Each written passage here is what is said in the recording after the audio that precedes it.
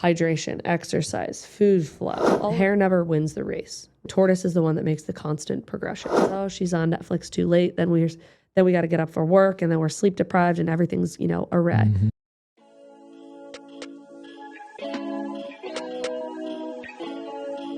I chose this client story because I think it's something that's under talked about in terms of when we are working on healthy habits with clients. And I always kind of say, I use the analogy of the tortoise and the hare, right? And we know from the children's book, the hare never wins the race, right? They start off, they're going super fast. They burn out. They get upset, whatever, they fall off the track. The tortoise is the one that makes the constant progressions. And so this client, we happened to touch base, last week. So it was fresh in my mind when we were talking about, well, what are we going to be talking about in the podcast? So I was like, oh, you know what? I want to talk about her because she's wonderful. I love this. This client and I, we've been working together for about 2.5 years. And she originally came with a really good outlook. Right? She wanted to be a healthier version of herself. She already kind of had that down. She had gained weight throughout the pandemic, and she wasn't super happy about that. And so, she did bring up, I would like to lose weight. And, we quickly had that conversation of like, yes, but healthiest version of yourself, right? Mm-hmm. So let's look at the things that we're doing on a day-to-day basis that impacts that, right?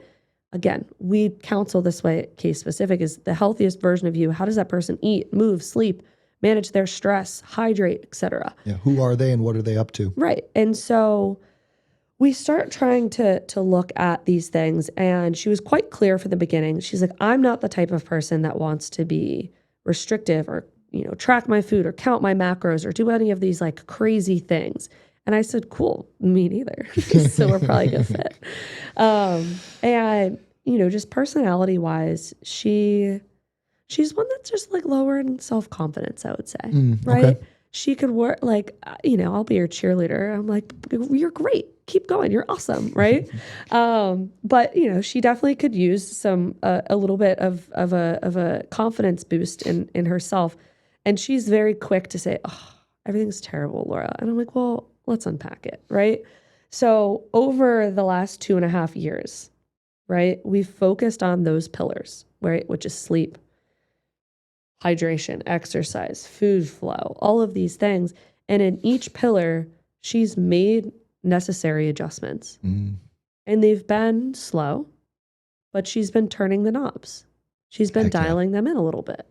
And, sleep, all of a sudden she's got a better routine. She goes to bed around the same time. She gets up around the same time, as opposed to certain nights, oh, she's on Netflix too late. Then we got to get up for work, and then we're sleep deprived and everything's, a wreck. Mm-hmm.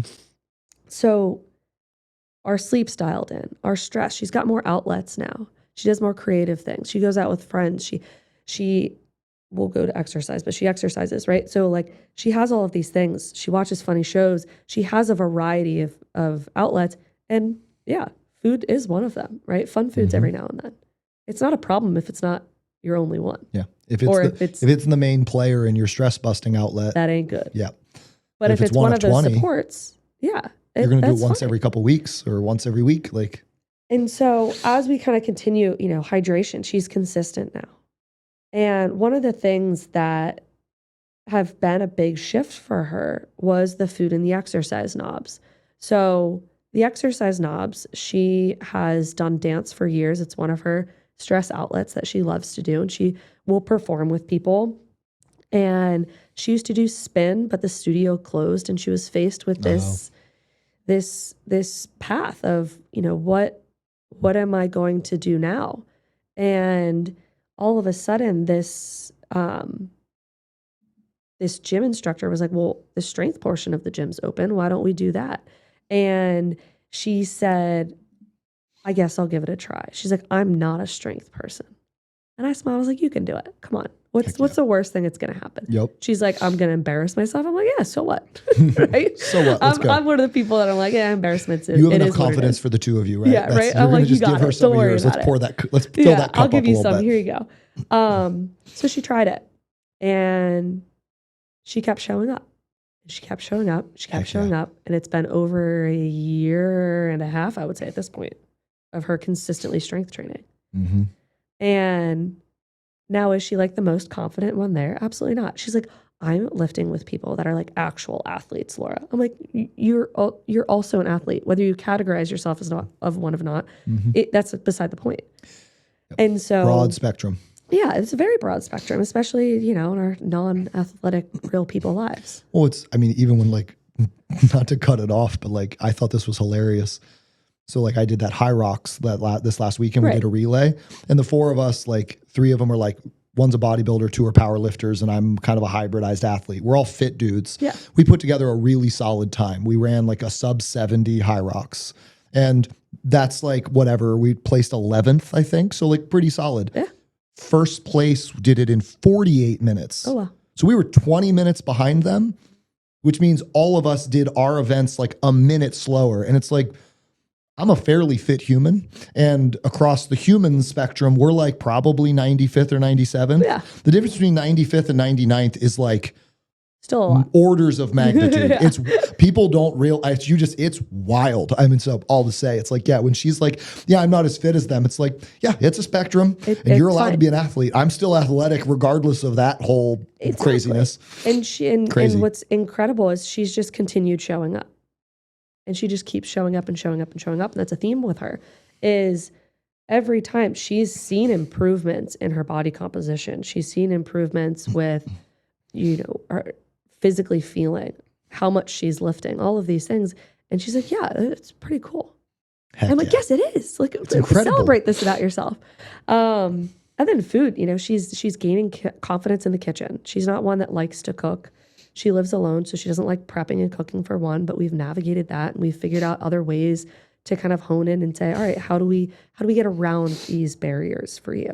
And again, she has dealt with some of the food relationship stuff that we've habituated things in over time, and she has a wonderful food relationship now. She's able to go out to dinner with her friends weekly and navigate menus with much more confidence and feel like she's making healthier decisions while still enjoying her time with her friends. Mm-hmm. And so I used her as an example because when we look in the scale,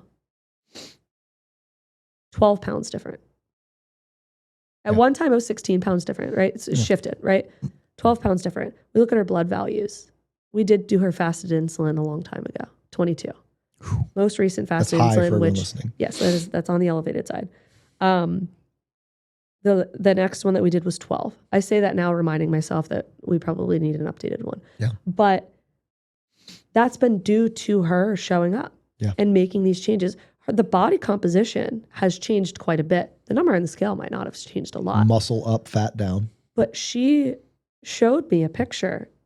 One of her visits, she was like, Laura, I just have to show you this like before and after. She was in a similar dance costume. And she showed me them side by side. And I said, wow. She's like, I know, right? And I'm like, this same number on the scale. I said, uh-huh.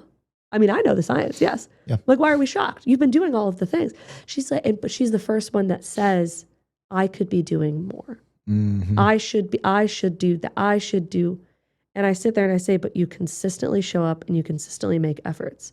Yeah. And that is the tortoise. Yeah. That's how you build the healthiest version of you, is you just keep showing up day to day, and we adjust when things go wrong.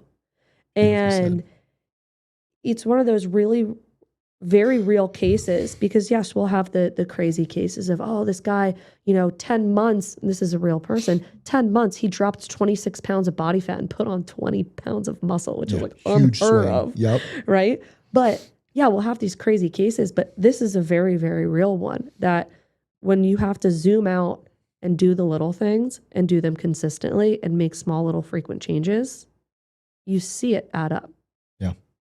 I love that. So that's my client story. Oh, it's so one. And she's doing great. Kudos to her. Big shout out to her, because that is the actual game, right? It's learning to become the healthier you.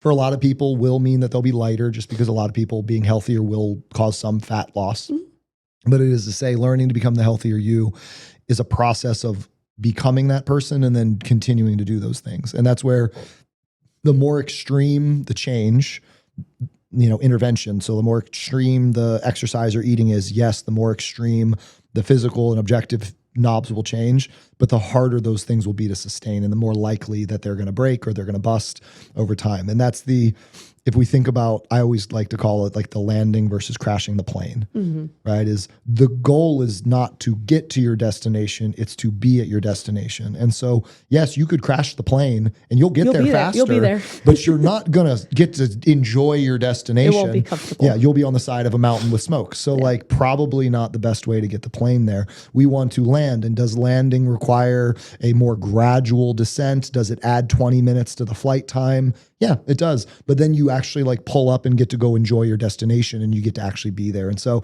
people get so caught up in the get there that they forget about the stay there. And over they fall into the delusion, well, I'm going to get there and then I'm going to figure out how to stay there. And when you throttle the get there, that is like saying, well, I'm going to crash the plane, but I'm going to jump out just in time.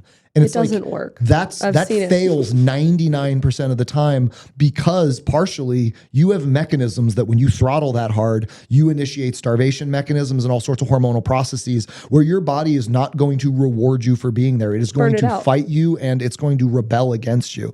And so you're not just fighting your own desire, drive, willpower, and environmental. You're actually like driving your body into a genetic reality that is not your friend. And so the get there and stay there is so important. It's not just get there. And so she's doing a good job of, you can hear she's made massive changes gradually. They've accumulated steadily. They have undeniable value, but also you can hear her relationship with those things is not this urgent gun to her head. It's not this pressured, exhausting thing. She's not crawling across the finish line so excited she finally got there and her habits that got her there are now done. She's just that person. This is now her identity. And it's funny when it's automatic. Yep. And you could hear as you talked through each one, it was just oh yeah, this is just what I do now. And it's like, oh, well, like you weren't that a year ago. It's like, oh yeah.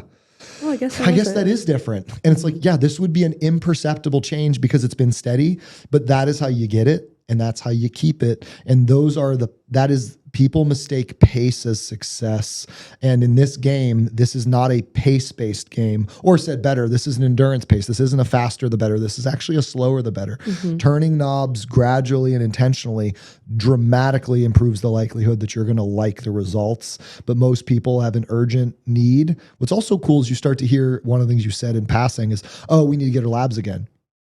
You don't have to get to the place to get the benefits. Right. A lot of people, I think some of the urgency is, well, if I drop the 50 pounds, then all those things will be better. And it's like, well, all those things get better every day. Right. Over the course of 300 days. And so at day 100, you're not at the 50 pounds or whatever the number is you made up in your head, but you are 10% or 20% better on blood pressure, blood sugar, insulin, everything.